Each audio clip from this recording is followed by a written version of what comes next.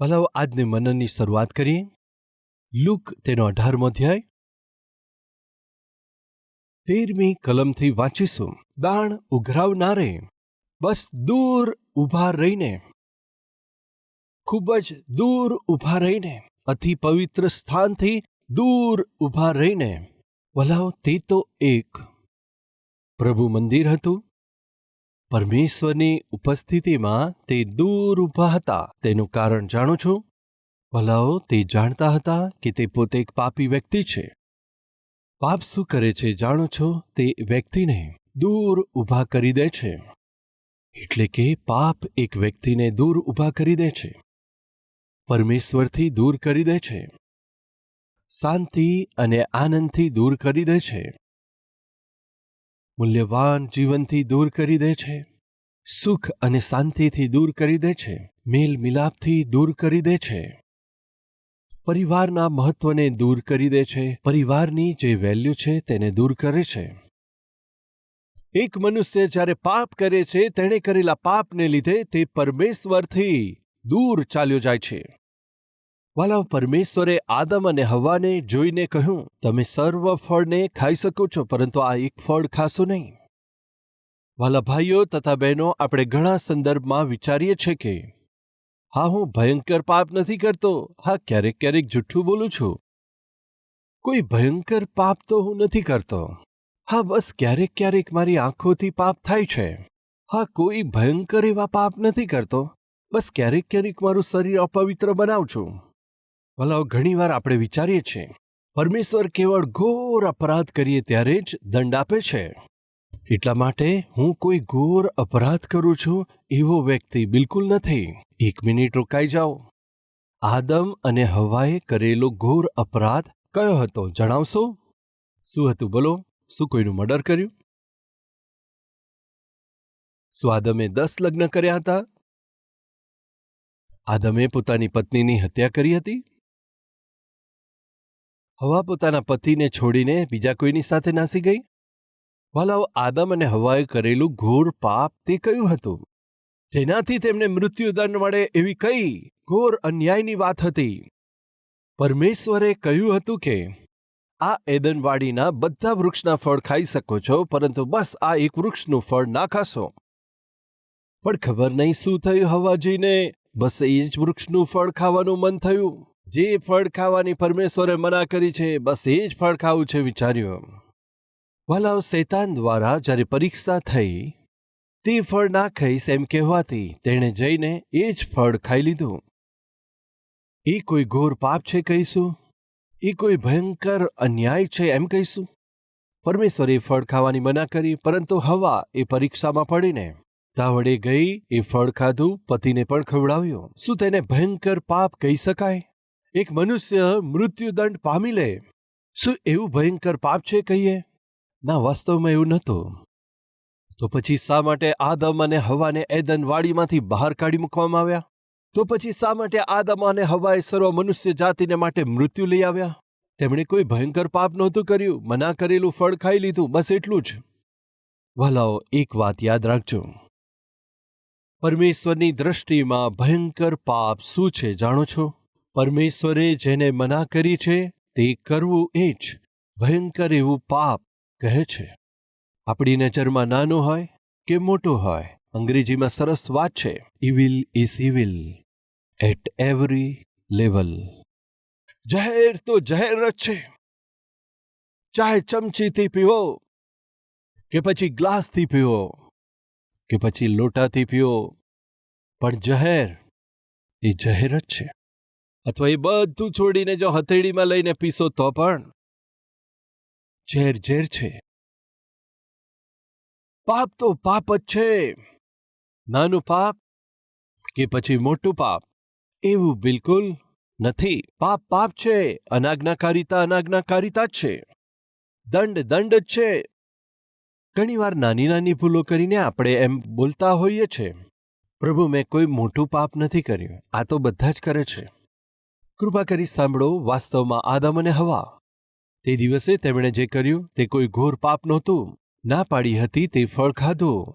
પરમેશ્વરની દ્રષ્ટિમાં ઘોર પાપ શું છે જાણો છો? તેમની આજ્ઞાને ન માનવી, તેમની આજ્ઞાને અવગણના કરવી, તેમની આજ્ઞાનો તિરસ્કાર કરવો ભયંકર પાપ છે. તે તો કશું પણ હોઈ શકે. એટલે કૃપા કરી સાંભળો. પરમેશ્વરની આજ્ઞાનો તિરસ્કાર ના કરશો તે તો નાનું હોઈ શકે, મોટી હોઈ શકે. પરમેશ્વરની આજ્ઞાનું ઉલ્લંઘન ના કરશો તે નાની હોઈ શકે, મોટી હોઈ શકે. તે દિવસે આદમ અને હવા પરમેશ્વરની આજ્ઞાને તોડી એદનવાડીમાંથી બહાર કાઢી મૂકવામાં આવ્યા. સુખ, શાંતિ અને સમૃદ્ધિને તેમણે ગુમાવી. અંતે હવે મહેનત કરવાથી જ રોટલી મળશે એવી સ્થિતિમાં પહોંચી ગયા. એટલું જ નહીં, પોતાની ઉપર મૃત્યુ વહોરી લીધું અને સર્વ માનવ જાતિને ભેટ સ્વરૂપે આપી દીધું. કારણ શું હતું? આજ્ઞાનું ઉલ્લંઘન. જ્યારે આપણે પરમેશ્વરની આજ્ઞાને તોડીએ છીએ, ચોક્કસપણે પરમેશ્વરથી દૂર ચાલ્યા જઈએ છીએ. તે દાણ લેનાર વ્યક્તિ પોતાના પાપને જાણી ચૂક્યો હતો માટે હાય હું તો પાપી છું એવા વિચારો તેના મનમાં આવ્યા. તેના લીધે શું થઈ ગયું? તેને ખબર પડી હતી કે તો પરમેશ્વરથી દૂર ચાલ્યો ગયો હતો.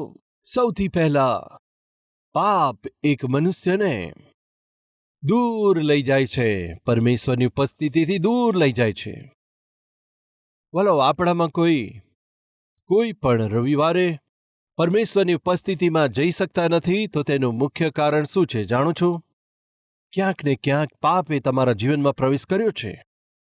બધા જ સંજોગોમાં એવું ના બની શકે. બની શકે છે બીમારીમાં, અથવા બની શકે કે નોકરીમાં જવું પડ્યું હોય એટલે, અથવા બીજી કોઈ તીવ્ર સમસ્યાને લીધે એક અથવા બીજા રવિવારે તમે મિસ થઈ ગયા હોય. હવે સાધારણ સ્વરૂપે જો આપણે પ્રાર્થનાની અવગણના કરીએ, અથવા તો વચન વાંચવામાં અવગણના કરીએ, અથવા તો ચર્ચમાં જવામાં જો બેદરકારી રાખીએ, તો તેનું સાધારણ કારણ શું છે જાણો છો? તે પાપ છે. ભલા, સામાન્ય રીતે બાળકો સમય પર ભોજન ના મળે તો બૂમો પાડે છે. થોડું મોડું થાય તો વ્યાકુળ થઈ જાય છે. એવા નાના બાળકો, તમે એમને ભોજન ખવડાવવા પ્રયાસ કરો છો, પરંતુ ના ખાય તો ખાવાનું ખવડાવો છો, પરંતુ એ બહાર કાઢી નાખે છે. તેનું કારણ એ પણ હોઈ શકે છે એમના શરીરમાં કોઈ બીમારી હોઈ શકે છે. ઘણીવાર માતા પિતા પોતાના નાના બાળકોને મારી પાસે લાવીને પ્રાર્થના કરાવે છે. પ્રાર્થના કરાવવાની પ્રક્રિયામાં માતા પિતા શું કહેતા હોય છે? અમારા બાળકો બિલકુલ ખાતા નથી, જુઓ અમારી દીકરી બિલકુલ ખાતી જ નથી, એમ કહેતા ડરી જાય છે. શા માટે? સમય પર ભોજન કરવું, સમય પર ભોજન કરવું સ્વાસ્થ્યને માટે પણ લાભદાયી છે. પરંતુ જો તમને ભોજન કરવાનું મન થતું નથી તો એ બીમારી છે, એ સારું નથી, એ સત્ય છે. આત્મિક રીતે તમને ભૂખ લાગતી નથી, બાઇબલ વાંચવાનું મન થતું નથી, એ બાબત, પરમેશ્વરની ઉપસ્થિતિમાં પ્રાર્થના કરવાનું મન નથી થતું, એ બાબત તમને કોઈને કોઈ આત્મિક બીમારી લાગુ પડી છે, એ પ્રગટ કરે છે. તમે પરમેશ્વરથી દૂર જઈ રહ્યા છો તો તમારી ને પરમેશ્વરની વચ્ચે કોઈ પાપ આવી ગયું છે, રૂકાવટ બની રહ્યું છે, એટલે તમે પરમેશ્વરથી દૂર જાઓ છો. પાપ એક વ્યક્તિને પરમેશ્વરથી દૂર લઈ જાય છે, આત્મિકતાથી દૂર કરે છે, પ્રાર્થનાથી દૂર કરે છે, પવિત્રતાથી દૂર કરે છે. વાલાઓ, આ કર ઉગનાવનાર પરમેશ્વરથી દૂર ચાલ્યો ગયો હતો. તેણે કરેલા પાપ તેને પરમેશ્વરથી દૂર લઈ જાય છે. એટલા માટે તે પરમેશ્વરથી દૂર ઊભો હતો. વાલાઓ, પાપે તેને પરમેશ્વરથી દૂર કર્યો હતો. હવે બીજું શું થાય છે આવો આપણે જોઈએ. તે તો દૂર ઊભા રહીને આકાશની તરફ પોતાની આંખો ઊંચી કરવી પણ તેણે પસંદ ના કર્યું. વાલાઓ, તે માથું પણ ઊંચું નહોતો કરી શકતો. માથું ઊંચું કરવાની પણ હિંમત નહોતી. શા માટે? વાલાઓ, શા માટે ઘણા બધા લોકો ઘણીવાર માથું નમાવી દે છે, નીચું કરે છે? કારણ જાણો છો? જે કામ ના કરવું જોઈએ તે કરી દે છે. જીવનમાં હારી ગયા છે ત્યારે, જ્યારે અપમાનિત સ્થિતિમાં આવી ગયા છે ત્યારે મનુષ્ય સામાન્ય રીતે મું છુપાવે છે, પોતાનું માથું નમાવે છે. મોં બીજાને બતાવતા પણ શરમ લાગે છે. કૃપા કરી સાંભળો. આ કર ઉઘરાવનાર મોં નથી ઉઠાવી શકતો તો તેનું કારણ છે તેની જીવનમાં પાપ. તે માથું ઊંચું કરે તે પણ થવા દેતા નથી. એક મનુષ્ય જ્યારે પોતાના જીવનમાં પાપને પ્રવેશ આપે છે, એ મનુષ્ય સમાજમાં માથું ઊંચું નથી કરી શકતો, સંબંધીઓમાં માથું ઊંચું નથી કરી શકતો. પરિવારના સભ્યો મધ્યે માથું નીચું કરવું પડે છે. નોકરી કરવાની જગ્યાએ કર્મચારીઓ મધ્યે માથું ઊંચું કરી શકતો નથી. અપમાનિત થાય, બેઇજ્જતી થાય એવી સ્થિતિમાં તેને પાપ લાવીને મૂકે છે. જ્યારે મનુષ્ય પાપ કરી બેસે છે, જ્યારે મનુષ્ય પાપને અધીન થાય છે, પાપની આગળ નમી પડે છે, જ્યારે પાપ કરતા પકડાઈ જાય છે, શરમથી માથું તેને નમાવવું પડે છે. પાપ એક મનુષ્યને પરમેશ્વરથી દૂર લઈ જાય છે. બીજું, પાપ એક મનુષ્યને માથું ઊંચું કરવા દેતા નથી. અને ત્રીજું છે, તે તો પોતાની છાતી કૂટીને રડતો હતો. અહીં આગળ આપણે વચનમાં જોઈએ છે, તે છાતી કૂટીને કહે છે. શા માટે ભાઈ છાતી કૂટે છે? કેમ કે તેને સમજમાં આવ્યું. શું સમજમાં આવ્યું? જીવનમાં મારાથી ભૂલ થઈ છે, તેનો દંડ ચોક્કસ મને મળશે. મેં કરેલા પાપનો દંડ મને મળવાનો છે. આજે નહીં તો કાલે મેં કરેલા પાપનું પ્રતિફળ મને મળવાનું છે. જ્યારે પ્રતિફળ મળવાનો સમય આવશે ત્યારે મને દંડ મળવાનો છે. એ દંડ તો ખૂબ જ તીવ્ર હશે. એ તો સહન ના કરી શકાય એટલો ભયંકર હશે. તે જાણ્યા પછી તેણે શું કર્યું જાણો છો? તે છાતી કૂટવા લાગ્યો. હા, યસ, પાપ તમને દંડ આપે છે. પાપ તો તમારી ઉપર ભયંકર એવું દંડ લાવી દેશે. આ સંસારની અંદર ચોરી કરવાથી થોડા સમય માટે તમને દંડ આપશે, જેલમાં નાખી દેશે. અથવા બીજું કોઈ પાપમય કામ કરવાથી તમે પકડાઈ જાઓ, થોડા સમય માટે કદાચ જેલમાં નાખી દેશે. વલાવ, પાપમય કામ કરનાર દરેક મનુષ્ય પાપ કરતા કરતા શું કદી પકડાઈ જાય છે? શું કહી શકો? તમે વિચારશો નહીં. ક્યારેક ક્યારેક હું આવો પ્રશ્ન કરું.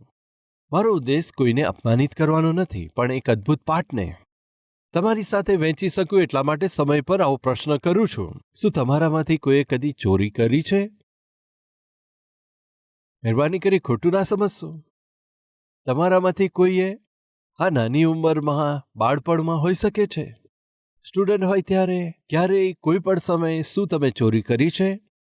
હા, અમે ચોરી કરી છે. પેન્સિલ હોઈ શકે છે, રબર હોઈ શકે છે, બુક હોઈ શકે છે, અથવા કોઈના પૈસા હોઈ શકે છે, કશું પણ હોઈ શકે છે, અથવા તમારા પતિના ખિસ્સામાંથી પૈસા હોય. શું ક્યારેય તમે ચોરી કરીને જાણે કશું જાણતા નહીં ચૂપ રહ્યા છો? એકવાર હાથ બતાવશો. ચોરી કરી છે, મારી પાર્ટીના છો. સરસ વાત છે. બધા મારી વાત સાથે સહમત છે. હવે મારો પ્રશ્ન એ છે, તમારામાંથી કેટલા લોકો ચોરી કરતા પકડાઈ ગયા છો? એકવાર હાથ બતાવશો. તમારામાંથી 70% લોકો પકડાયા નથી. માત્ર 20 થી 30% લોકો પકડાઈ ગયા છે, તેમણે હાથ બતાવ્યા. પરંતુ 70% લોકો પકડાયા નહીં. કારણ જાણો છો? તમે પ્રોફેશનલ છો. પ્રોફેશનલ. સરસ ચતુરાઈથી ચોરી કરનારા લોકો શું પકડાઈ શકે? 70% લોકો એમ બેસીને વિચાર કરે છે, આજ સુધી કોઈ અમને પકડી શક્યું નથી, એટલી ચાલાકીથી અમે ચોરી કરીએ છીએ એટલે પકડાયા નથી. પરંતુ 1 મિનિટ થોભી જાઓ. હવે જે પકડાઈ ગયા છે તેને વધારે દંડ મળશે કે જે પકડાયા નથી તેમને વધારે દંડ મળશે? જે પકડાયા છે અથવા નથી પકડાયા. 70% લોકો પણ સાવધાન. શું તમે ક્યારેય પકડાયા નથી? તો સાવધાન, તમને દંડ વધારે મળશે. સારી રીતે સમજી શકો જણાવ છું. એક ઘરમાં ચોર ઘૂસી ગયા. ઘરના લોકો ચોર ચોર બૂમ પાડવા દે. ત્યાંથી પસાર થતા પોલીસ આ ચોરોની પાછળ પડી ગયા અને બંને ચોર દોડતા દોડતા આગળ ભાગતા હતા. તેમાંથી એક ચોર પડી ગયો અને તે પકડાઈ ગયો. પરંતુ બીજો ચોર પકડાયા વગર રાઈટ તરફ આગળ વધ્યો, સીધો ભાગ્યો, પછી લેફ્ટમાં ગયો, આગળ નાસી ગયો, લેફ્ટ તરફ, રાઈટ તરફ. તેની પાછળ ભાગતા આવેલી પોલીસને ખૂબ જ પરેશાની થઈ. પોલીસને પણ દિવસે તારા બતાવ્યા. અંતે નાસ્તા નાસ્તા 1 કલાક પછી તે ચોર પણ પકડાઈ ગયો. બોલો, જે જલ્દી પકડાઈ ગયો તેને વધારે ધુલાઈ મળશે કે જે મોડો પકડાયો તેને વધારે ધુલાઈ મળશે? કોને અધિક માર પડશે બતાવો? જે મોડો પકડાયો છે તેને જ વધારે માર પડશે. અરે, તું 1 કલાક સુધી મને દોડાયો, પરેશાન કર્યો, હવે તું અંદર આવી બેટા. લાકડી તૂટી જાય નહીં ત્યાં સુધી મારશે. તેનો અર્થ શું છે? શું તમે જાણો છો? તરત પકડાઈ જવું તે સારું છે બ્રધર, થોડું સહેલામાં પતી જશે. પણ પકડાયા વગર તમે નાસ્તા નાસ્તા ફરો છો તો તમારો દંડ વધતો ને વધતો જ જશે. માટે સાવધાન. વરલાવથી દાણ લેનાર પોતાની છાતી કૂટી રહ્યો હતો. કારણ જાણો છો? તે જાણતો હતો કે મેં કરેલા પાપની સજા મને મળવાની છે. તેણે કરેલા પાપની સજા તેને તરત જ મળવાની છે, જાણતો હતો. યસ, એક મનુષ્યએ કરેલા પાપ તેને પરમેશ્વરથી દૂર લઈ જાય છે. એક મનુષ્યએ કરેલા પાપ તેને માથું ઊંચું કરવા દેતા નથી, તેને અપમાનિત કરે છે. એક મનુષ્યએ કરેલું પાપ તેના જીવનની અંદર ખૂબ જ સરળતાથી સજા લઈને આવે છે. એ બધું જાણીને તે દાણ ઉઘરાવનાર છાતી કૂટી રહ્યો હતો. તેણે અપમાનથી માથું નમાવ્યું હતું. બધાની સાથે ઊભા ના રહીને દૂર ઊભો રહ્યો હતો. શું કહેતો હતો જાણો છો? આવો વાંચે તે શું કહેતો હતો. પરંતુ તેણે પોતાની છાતી કૂટી કૂટીને કહ્યું, હે મારા પરમેશ્વર, મુझ પાપી ઉપર દયા કરો, દયા કરો. વાલો, આ સંસારમાં ગમે તેટલો પાપી કેમ ના હોય, તે ક્ષમા પ્રાપ્ત કરી શકે. એવો માર્ગ શું છે કહીએ તો એ તો પરમેશ્વરની દયા અને પરમેશ્વરની ક્ષમા છે. હું ક્ષમા પામી શકું પ્રભુ, એવી યોગ્યતા મારી નથી. નર્કના દંડથી હું બચી શકું એવી મારી યોગ્યતા નથી. માટે હે પિતા, મેં કરેલા પાપને લીધે મને જે દંડ મળવાનો છે તેનાથી બચાવવા માટે તમારી દયા અને કૃપા બસ છે. પ્રભુ, એ દયાથી તમે મારું સ્મરણ કરીને મારા પાપોની મને ક્ષમા આપો. દયા અને કૃપા ઉપર તે આધાર રાખી આ કર ઉઘરાવનારે ક્ષમા માંગી વાલો. પછી શું થયું? પરમેશ્વર કહે છે, શું કહે છે જુઓ. હું તમને કહું છું કે તે બીજો નહીં પરંતુ આ જ મનુષ્ય ન્યાયીપણું પામીને પોતાને ઘરે ગયો, કેમ કે જે કોઈ પોતાને ઊંચો કરે છે તેને નીચો કરવામાં આવશે, પણ જે પ્રભુની આગળ દીન થાય છે તેને ઊંચો કરવામાં આવશે. ભલા, તે દિવસે તે કર ઉઘરાવનાર તેણે કરેલી પ્રાર્થનાના પ્રતિફળ સ્વરૂપે તે માફી પામ્યો. તે એક ન્યાયી વ્યક્તિ કહેવાયો. આજે આપણી મધ્ય કોઈ છે કર ઉઘરાવનારની જેમ કહે, પ્રભુ, મારા પાપોને લીધે તમારાથી દૂર થઈ ગયો છું. મારા જીવનમાં થયેલી ભૂલો અને અપરાધો મારા જીવનને મહત્વહીન બનાવ્યું છે. હું માથું ઊંચું કરી શકતો નથી. મારો આદર અને ઇજ્જત ગુમાવી છે. શાંતિને આનંદ ગુમાવી બેઠો છું. મારું પાપ બહુ જલ્દીથી મારી ઉપર દંડ લાવી શકે છે એમ લાગે છે. ભયંકર મૃત્યુ અને નર્કનો ડર મને લાગે છે. એ નર્ક કે જ્યાં આગળ આંખ બુજાશે નહીં, કીડો મળશે નહીં, એવા સ્થાન પર યુગોના યુગ સુધી રહેવાને માટે મને લઈ જાય, ઘસેડીને લઈ જાય. હે પ્રભુ, એવા ભયંકર દંડથી પ્રભુ મને કોણ બચાવી શકે છે? માત્ર તમે એકલા જ છો મને બચાવી શકો છો, મને ક્ષમા આપી શકો છો, મને એ દંડથી બચાવી શકો છો. ભલાઓ, દાણ ઉઘરાવનારે એવી પ્રાર્થના કરી. પરમેશ્વરે તેની પ્રાર્થના સાંભળી. હું પૂછી રહ્યો છું કે તમારા જીવનમાં ક્યારેય તમે તમારું મોં ખોલીને શું ક્યારેય પ્રભુને કહ્યું છે, પિતા, હું પાપી પુરુષ છું, પાપી એવી સ્ત્રી છું, મને ક્ષમા કરજો? શું ક્યારે એવી પ્રાર્થના કરી છે? અથવા આસાનીથી મેં ક્યારે પાપ કર્યું? કેટલાક લોકો કહે છે, મેં શું ભૂલ કરી છે, મેં ક્યાં પાપ કર્યું છે? એવું તમે કહ્યું સમજો તમારા જેવા પાપી બીજું કોઈ પણ નથી વાલો. તમે તમારા જીવનની અંદર મેં પાપ કર્યું છે જો એવી પ્રાર્થના નથી કરી તો તમારું નામ નર્કમાં જનારા લોકોના લિસ્ટમાં છે. વાલાઓ, આજે જ્યાં તમે છો ત્યાંથી જો પ્રાર્થના કરશો, હા પ્રભુ, હું પાપી પુરુષ છું, પાપી સ્ત્રી છું, મારા પર દયા કરો. આ રીતે જો તમે પ્રાર્થના કરશો તો આ જ સમયે પરમેશ્વર તમારું નામ સ્વર્ગમાં જનારા લોકોના લિસ્ટમાં લખી દેશે.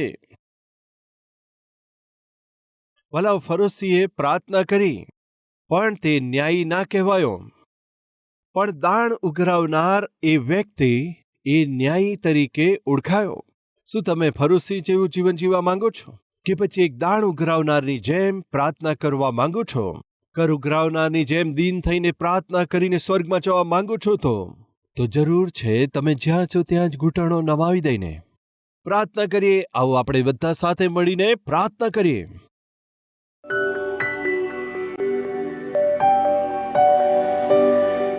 પરમેશ્વર પિતા, તમારી દ્રષ્ટિમાં નાનું પાપ, મોટું પાપ, નાનું પાપ એવું કોઈ અંતર નથી. અનાજ્ઞાકારિતા પાપ છે, એટલા માટે તમારી દ્રષ્ટિમાં નાની મોટી જે કંઈ ભૂલો કરીએ છીએ તમારી દ્રષ્ટિમાં એ તો મોટું પાપ છે. એ સત્યને જાણી લઈને વારંવાર આપણે પાપને આધીન થયા વગર, નમી ગયા વગર સીધા ઊભા રહી શકે તેવી આત્મિકતા મને અને એમ સર્વને આપજો. જ્યારે પણ તમે અમને જુઓ તમે પ્રસન્ન થઈ શકો એવી આત્મિકતા અમ સર્વને આપજો. વવાયેલા આ વચનને ફળવંત બનાવી તમારી ઉપસ્થિતિમાં અમે ન્યાયપણું પ્રાપ્ત કરીએ, તમારા સંતાન તરીકે જીવી શકીએ એવું સામર્થ્ય અમને આપજો. આ અંધકાર રૂપી સંસારની અંદર અમે અજવાળા સમાન જીવી શકીએ એવી કૃપા અમને આપજો. પ્રભુ ઈસુના નામથી માંગીએ છે પિતા, આમીન.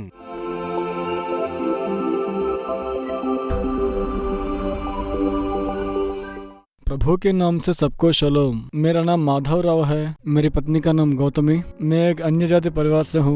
बचपन में मैं प्रभु को स्वीकार किया, लेकिन उनके मार्गों पर मैं नहीं चलता था। मेरे पिताजी का लिकर बिजनेस था, बहुत पैसा आता था। घर में मैं बड़ा बेटा हूँ, इसलिए मैं लाड प्यार से बड़ा। मुझे घर में आवश्यकता से अधिक पैसे देते थे। उन पैसों को मैं गलत कामों के लिए खर्च करता था। मुझे हर आदत थी, मैं शराब और सिगरेट चोरी से पीता था। जब सबको पता चल गया, मैं हर दिन पीना शुरू किया। इसके अलावा मुझे गांजा पीना भी आदत हो गया था।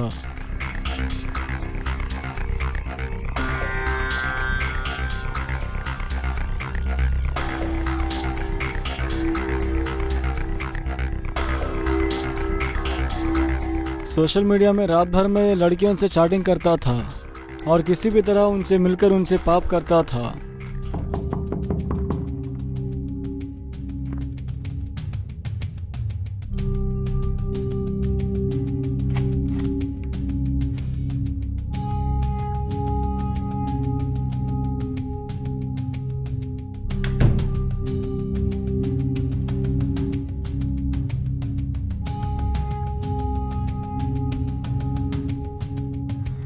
मेरे दोस्तों के माता पिता मेरे वजह से ही वो लोग बिगड़ रहे हैं कहकर ऐसे मेरे पिता से कहकर उनको दुख देते थे। इन आदतों के कारण मैं पढ़ाई में बहुत वीक हो गया था। एक दिन मैं अपने दोस्तों के साथ था, मुझे घर से ये कहकर कॉल आया कि मेरी माता बीमार है। हॉस्पिटल ले जाने से डॉक्टरों ने देखकर कहा कि उनको कैंसर की बीमारी है।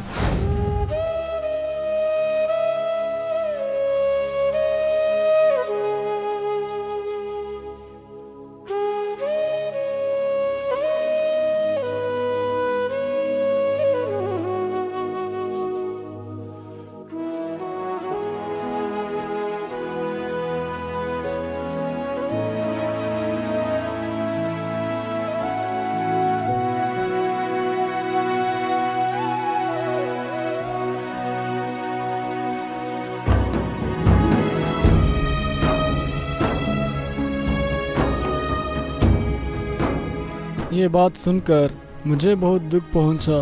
तब मेरे दोस्त ने मुझे धैर्य दिया और कहा हमें चंगाई देने वाला प्रभु है। ऐसे कहकर वो मुझे पहली बार कलवरी टेम्पल ले गया। मेरे माता के कैंसर को निकाल दीजिए, ऐसे मैं चर्च में प्रभु से रोते हुए प्रार्थना किया और हॉस्पिटल गया। हॉस्पिटल में डॉक्टर ने इस तरह से कहा आपकी माता को कैंसर है, वो बच नहीं सकती। कहकर जिन डॉक्टर ने कहा था उसी डॉक्टर ने कहा मेरी माता को कैंसर नहीं है। ये चिकित्सा चरित्र में एक अद्भुत कार्य है, उसने कहा।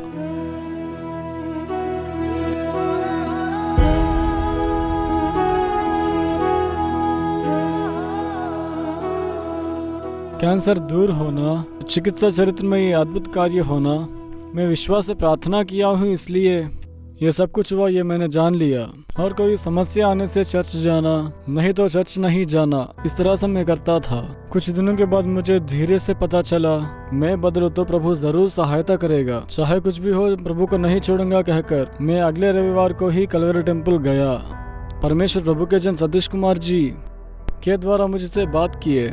आप कितने बिगड़े हुए हो, कितना भी पतन हुए हो, आज यदि आप प्रभु से मिलेंगे, यदि प्रभु आपसे मिलेंगे, अपना मन फिराकर आप कितने भी बिगड़े हुए हो, आपकी उम्र कुछ भी हो, प्रभु से, हाँ ये प्रभु नहीं देखता, आपको क्षमा करके आपके द्वारा उनकी इच्छा को पूरा करने के लिए एक उत्तम व्यक्ति के रूप में बदलने के लिए परमेश्वर तैयार है? क्या बदलने के लिए आप तैयार हैं? तब मैं अपने पापों को मान लिया और मेरे सारे गंदे और बुरे आदतों को प्रभु को उन आदतों से छुड़ाने के लिए रोते हुए मैं प्रार्थना किया।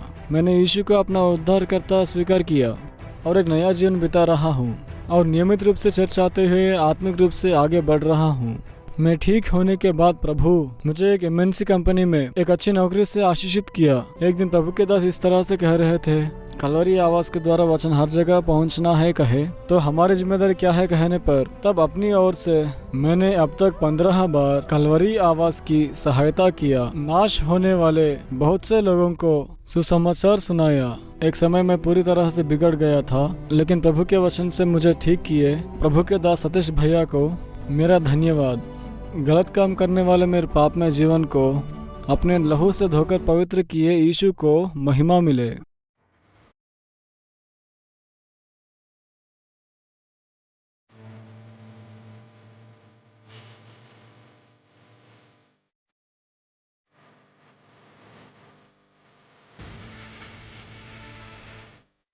પ્રભુમાંથી પ્રિય ભાઈઓ તથા બહેનો, આપ સર્વને શાલોમ. તમને સારું છે? કલવરી અવાજ 2003માં પ્રારંભ થયો અને આજે 2023માં 20 વર્ષ થઈ ગયા છે.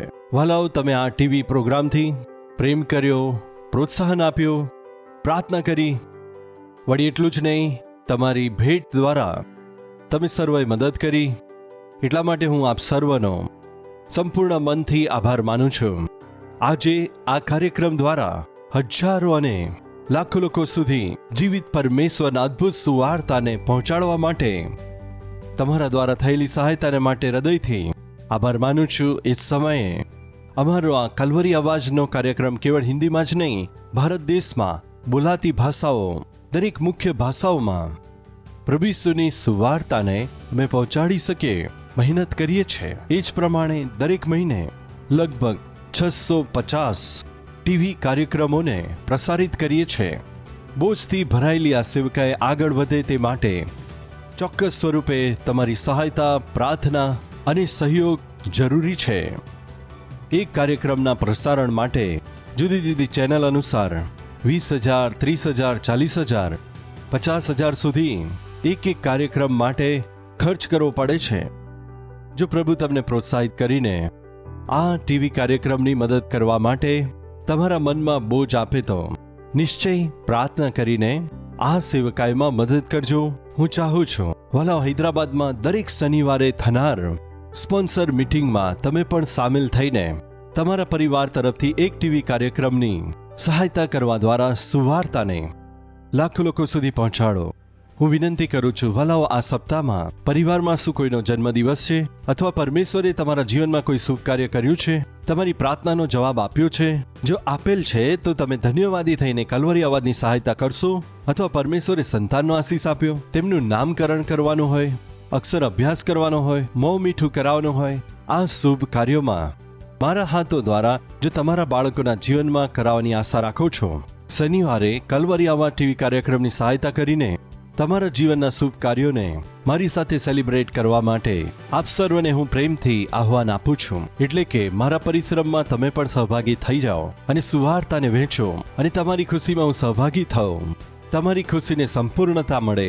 મનથી પ્રાર્થના કરતા આ અદ્ભુત પરમેશ્વરની સુવાર્તાને સંસાર સુધી પહોંચાડવાની સેવામાં તમારી પ્રાર્થના અને પ્રોત્સાહનની અપેક્ષા રાખતા પ્રભુમાં આપના પ્રિય સતીશ કુમાર.